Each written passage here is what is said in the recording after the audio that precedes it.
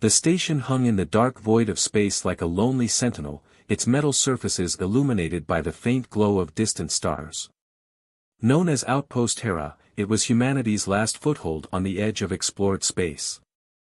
Beyond its perimeter lay the Great Abyss, a region so vast and uncharted that it had become synonymous with mystery and danger. Arik Vance was the chief engineer of Hera, and if anyone had told him that he'd end up standing alone against an invading army, he would have laughed in their face. He was a practical man, the kind who solved problems with wrenches and soldering irons, not weapons and bravado. Yet, as he stared at the tactical display in the command center, the grim reality of his situation began to sink in. The enemy fleet, a swarm of sleek, insect-like ships, was advancing rapidly. The station's meager defenses had already been overwhelmed. The automated turrets and drone fighters that were meant to protect Hera had been torn apart like paper before a storm. Now, the invaders were preparing for the final assault. "All personnel, evacuate immediately," the station's AI announced, its voice calm despite the chaos. "Escape pods are fully operational. Estimated survival rate, 42%. 42%. Not great, but better than nothing." Most of the crew had already fled, cramming into the limited escape pods and launching themselves into the void. Arik could have joined them, but he hadn't. Not yet. He couldn't bring himself to abandon the station. Hera wasn't just a collection of metal and circuits to him. It was his home, his life's work. Every system, every subsystem, every circuit board had been touched by his hands. He knew this station better than he knew himself. Leaving it to be destroyed felt like a betrayal. The tactical display flickered, showing the enemy's landing craft detaching from their motherships. They were heading straight for Hera's docking bays. Arik clenched his fists. He had minutes, maybe less. He turned to the AI console. "All right, Athena," he said, addressing the station's AI by its name. "How many of them are we talking about?" "Approximately 160 combatants," Athena replied. "They are heavily armed and highly coordinated. Your odds of survival are negligible." "Noted," Arik muttered. "What about the station's integrity? Any systems we can use to slow them down?" "The station's internal defenses are operational but limited," Athena said. "I can seal bulkheads, disable gravity in certain sections, and deploy maintenance drones for minor interference.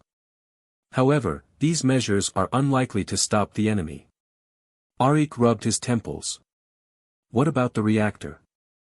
Athena hesitated. "The reactor can be overloaded to create a localized explosion, but this would result in the complete destruction of the station and surrounding area. Survival rate, 0%. "Not my first choice," Arik said, though he made a mental note of the option. "All right, Athena. Let's get creative. Patch me into the maintenance network." The AI complied, and a holographic display appeared before him, showing the station's labyrinthine network of maintenance tunnels, air ducts, and service shafts. Arik's mind raced as he studied the schematics. He didn't need to defeat the invaders outright. He just needed to buy time. Time for the escape pods to get far enough away. Time for, well, he wasn't sure what else, but time seemed like a good start. "Athena, can we reroute power to the maintenance drones? Boost their capabilities?" "Yes," Athena said. "However, this will compromise other systems, including life support and communications." "Do it," Arik said. "We're past the point of worrying about creature comforts." The lights dimmed as power was diverted. A moment later, the maintenance drones, usually harmless, spider-like machines designed for repairs, came to life. Their metal legs clicked against the walls as they scurried into position. Arik grabbed his toolkit and headed for the nearest maintenance hatch. If he was going to stand a chance, he needed to think like an engineer, not a soldier. The station was his weapon, and he was about to wield it like never before. The first wave of invaders arrived with the precision of a well-oiled machine. They moved through the docking bay in tight formation, their black armor glinting under the harsh lights. They were clearly not human. Their elongated limbs and multifaceted eyes marked them as something alien, something deadly. Arik watched them through a security feed as he crouched in the maintenance tunnel. He felt a pang of fear but pushed it aside. Fear was a luxury he couldn't afford. "Athena, seal the bulkhead behind them," he whispered. The AI complied, and the heavy doors slammed shut, cutting off the invaders' retreat. The aliens reacted instantly, turning to face the noise. That's when Arik activated the first trap. The floor beneath the invaders' feet gave way, revealing a maze of electrified wires. Sparks flew as the aliens stumbled and fell, their bodies convulsing as the current surged through them. It wouldn't kill them, their armor was too advanced for that, but it would slow them down. "One problem at a time," Arik muttered, moving to the next position. The next few hours were a blur of chaos and improvisation. Arik used every trick in the book, and some that weren't. He flooded corridors with supercooled gas, turned gravity on and off at random intervals, and even rigged the station's food dispensers to fire scalding streams of synthetic stew at anything that moved. But the invaders were relentless. For every 10 he slowed down, another 20 pushed forward. They adapted quickly, using their advanced technology to counter his traps. It was like playing a game of chess against 100 opponents at once, and Arik was running out of pieces. As the invaders closed in on the command center, Arik prepared for his final stand. He had one last trick up his sleeve, one he hoped would be enough to tip the scales. He stood before the reactor controls, his hands trembling as he input the override code. "Athena, are the escape pods clear?" he asked. "Yes," the AI replied. "All pods are beyond the blast radius." Arik took a deep breath. "Then let's give these bastards a proper send-off." The reactor began to hum, its energy levels climbing rapidly. Alarms blared as the station prepared for the inevitable. Arik turned to the nearest maintenance drone, its camera-like eye staring at him. "Athena, can you transfer yourself into the drone?" he asked. "Yes," the AI said. "But I will lose access to the station's mainframe." "Do it," Arik said. "We're not going down with the ship." A moment later, the drone's eye glowed blue, a sign that Athena had successfully transferred. Arik picked up the drone and climbed into a service shaft. He'd rigged one of the station's maintenance pods for a quick getaway.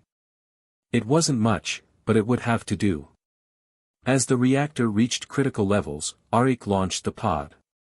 He watched through the viewport as Outpost Hera erupted in a blinding flash of light, taking the enemy fleet with it. He slumped back in his seat, exhaustion washing over him.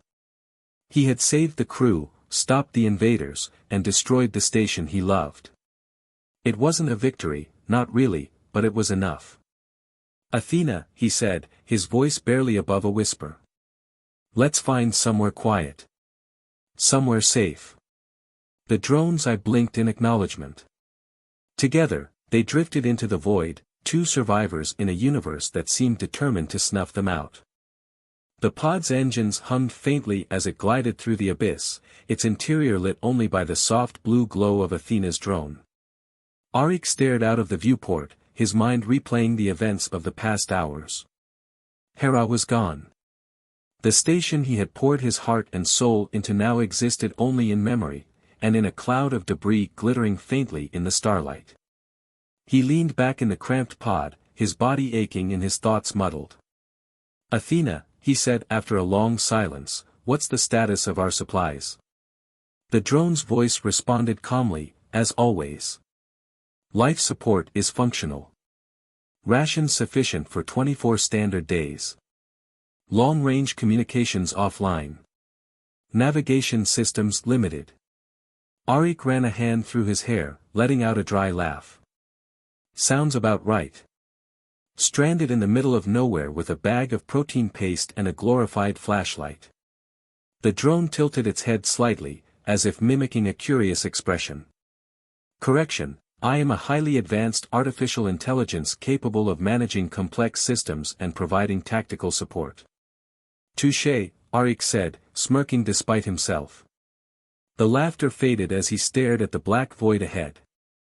The great abyss was as vast and silent as ever, but now it felt personal, a constant reminder of the sacrifices he'd made. Athena, do you think anyone will come looking for us? There is a 14.7% probability of rescue within the next standard year, the AI replied. However, our current trajectory is taking us deeper into uncharted space. Arik exhaled sharply. Not exactly reassuring. He adjusted his position in the seat, trying to find some semblance of comfort. All right, then. If rescue's a long shot, what are our other options? Scan for any nearby systems, planets, or, hell, even space junk we can salvage. Understood, Athena said. A faint whirring sound emanated from the drone as it activated the pod's limited sensors. Minutes passed in silence before the AI spoke again. A weak energy signature detected approximately 0.34 light-years from our position. It appears to be artificial in origin. Arik sat up straighter. Artificial? Could be a beacon, maybe a derelict ship. Can we reach it? With our current propulsion, arrival will take approximately 14 standard days. Better than drifting aimlessly, Arik said. Set a course. The pod shifted, its tiny engines firing as it adjusted its heading. Arik leaned back again, his mind racing. If the signature was a remnant of some long-lost civilization, or worse, another alien threat, it could spell trouble. But if it offered supplies, shelter, or even answers, it might be the break he desperately needed. Over the next few days, Arik kept himself busy by running diagnostics on the pod and chatting with Athena. The AI's transfer into the drone had altered its personality slightly, it seemed more conversational, almost human. You're getting cheeky, Athena, Arik said after the drone made a sarcastic comment about his repair skills. I am adapting to optimize our interaction, Athena replied. Humor appears to improve your morale. Arik chuckled. Well, keep it up. I could use the distraction. As they approached the source of the energy signature, Arik's anticipation grew.